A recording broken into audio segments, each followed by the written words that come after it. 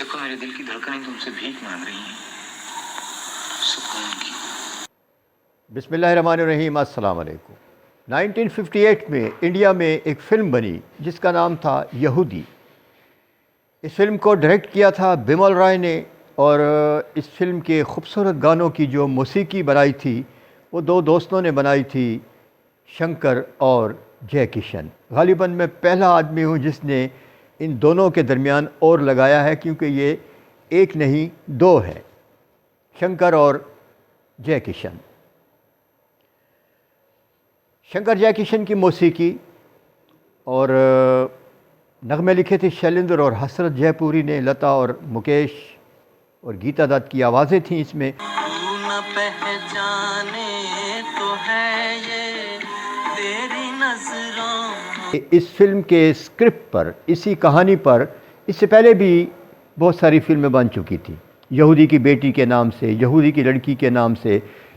और बिमल रॉय की इस फिल्म यहूदी से बहुत पहले 1953 में 1953 में पाकिस्तान ने भी इसी मौजू पर फिल्म बनाई।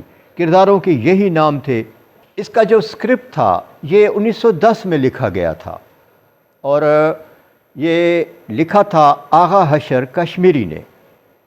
आगा हशर कश्मीरी को हमारे बर सग़ीर में वही मकाम हासिल है तकरीबन जो बरतानिया में विलियम शेक्सपियर को हासिल है। दोनों का ताल्लुक़ ड्रामों से है। विलियम शेक्सपियर का जो कैनवस है थोड़ा वसी है, लेकिन आगा हशर कश्मीरी ने उससे थोड़ा सा फ़र्क है दोनों में। बहरहाल है फ़र्क, तालीम में भी फ़र्क है, लेकिन बहरहाल आगा हशर कश्मीरी का एक बहुत बड़ा नाम है। उसी के स्क्रिप्ट पर, यहूदी की लड़की के स्क्रिप्ट पर बहुत सारी फिल्में बनी। कहानी कुछ यूँ है, मैं आपको मुख्तसर बता देता हूँ कि रोमन अम्पायर है, उसमें उसका जो बादशाह है उसका नाम है ब्रूटस। उसी सल्तनत में यहूदी भी रहते हैं और यहूदी अलग थलग रहते हैं, क्योंकि यहूदी हमेशा अपने आप को सुप्रीम समझते हैं, आज भी समझते हैं, उस वक्त भी समझते थे। तो दिलों में दुश्मनी है। एक यहूदी ताजिर की बेटी ब्रूटस के बेटे यानी शहजादे के इश्क में गिरफ़्तार हो जाती है, यानी कि दोनों एक दूसरे से मोहब्बत करने लगते हैं। लेकिन लड़की को पता नहीं होता कि ये रोमन है, क्योंकि लड़के ने बताया होता है कि मैं यहूदी हूँ। लेकिन जब राज खुलता है तो दोनों के दरमियान एक दीवार सी आ जाती है और दरमियान में आ जाता है लड़की का बाप यानी सोहराब मोदी, और यहीं से फिर कहानी शुरू होती है।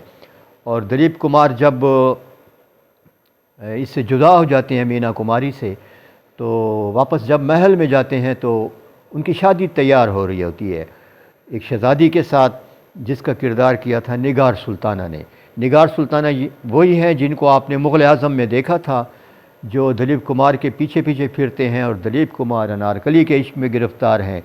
यही हाल कुछ इस फिल्म में भी है। इस फिल्म में भी निगार सुल्ताना शहज़ादी के रूप में दिलीप कुमार के पीछे पीछे हैं और दिलीप कुमार मीना कुमारी के इश्क में गिरफ़्तार हैं। ये मैं अच्छी तरह जानती हूँ, मार्कस तुम मेरे कभी नहीं हो सकते। मैंने तुम्हें हमेशा के लिए खो दिया।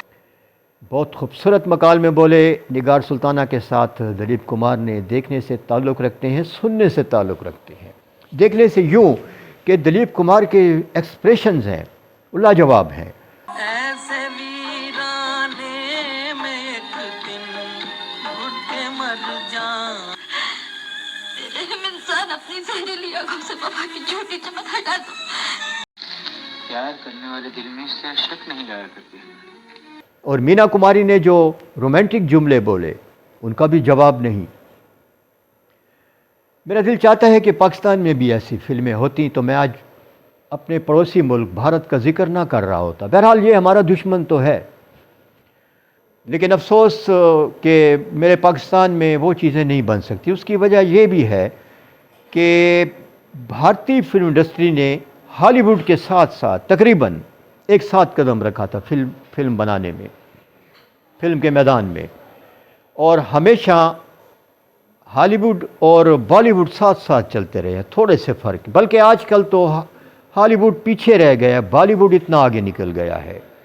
वहाँ हुकूमत की सरपरस्ती हासिल थी वहाँ के फिल्म मेकरों को। इंतहाई आला तालीम याफ्ता लोगों ने इब्तदा की थी اردشیر ایرانی ہو گئے، دیویکا رانی نے ایک شاندار اسٹوڈیو قائم کیا تھا بمبئی میں، بمبئی ٹاکیز، جس میں لاتعداد فلمیں بنی. ایک جدید اس دور کے لحاظ سے یورپ سے جتنی بھی مشینری تھی، جتنے بھی ٹیکنیشین تھے، وہ یہاں لے کر آئی تھیں، اور یوں ان کی فلم بننے کا آغاز ہوا، جس میں فن بھی تھا، اس میں ٹیکنیک بھی تھی. اور کبھی بھی انڈین فلم میکروں نے کام پر سمجھوتا نہیں کیا. پاکستان میں حال کچھ مختلف ہے. جب پاکستان بنا تو کوئی اسٹوڈیو نہیں تھا، لٹے پٹے سے لوگ تھے، اچھے فلم میکر تھے. 3 شہر تھے جہاں فلمیں بنتی تھیں، کلکتہ، بمبئی اور لاہور. تو پاکستان جو ہی بنا، تقسیم جو ہی ہوئی، تو لاہور کے جتنے بھی فلم میکر تھے، ٹیکنیشین تھے، یہ اپنے ساز و سامان کے ساتھ وہاں چلے گئے تھے. اور کچھ اسٹوڈیو ملے بھی تو ان میں ساز و سامان نہیں تھا، لیکن ہو سکتا تھا، اچھا کام پھر بھی ہو سکتا تھا اگر حکومت کی سرپرستی ہوتی. پاکستان بنتے ہی محلاتی سازشیں شروع ہو گئیں، اس طرف کسی نے توجہ نہیں دی. اگر ہماری کرکٹ ٹیم اچھی بن سکتی ہے، ہماری پاک فوج انڈیا کی فوج سے اچھی بن سکتی ہے، تو ہمارے ملک میں فلمیں بھی اچھی بن سکتی تھیں. لیکن ہوا یوں کہ فلم کے جو اسٹوڈیو تھے اس کو گھیر لیا ان لوگوں نے جو صرف شوقین تھے، عیاش تھے. آئے اچھے لوگ بھی آئے، مسعود پرویز جیسے، حسن عسکری، بہت سارے نام ہیں، میں کس کس کا نام لوں، محمد جاوید فاضل، پرویز ملک، ایس سلیمان، سید نور. لیکن ایسے بھی آئے جنہوں نے سلطان رئی کے ہاتھ میں گنڈاسا پکڑایا اور اس کا بیڑا غرق کر دیا. اور اس کے علاوہ بھی ایسی بھی فلمیں بنی ہیں کہ دیکھنے کو دل بھی نہیں کرتا تھا. تو اس لیے مجبوراً مجھے انڈیا پہ ڈسکس کرنا پڑتا ہے، انڈیا پہ بات کرنی پڑتی ہے، اس کی فلموں پہ بات کرنی پڑتی ہے. یہودی پہ آج ہم نے بات کی، یہودی فلم پہ. یہ آپ کو ولاگ کیسا لگا؟ سبسکرائب اگر آپ نے نہیں کیا تو کر لیں سبسکرائب، آپ کی مہربانی ہوگی. لائک شیئر، لائک بھی آپ ذرا کم ہی کرتے ہیں، اگر دیکھتے ہیں تو لائک بھی کر دیا کریں. اپنے آس پاس کے لوگوں کا لازمی خیال رکھیں. اللہ تعالیٰ آپ کا خیال رکھے گا. ویڈیو دیکھنے کا شکریہ.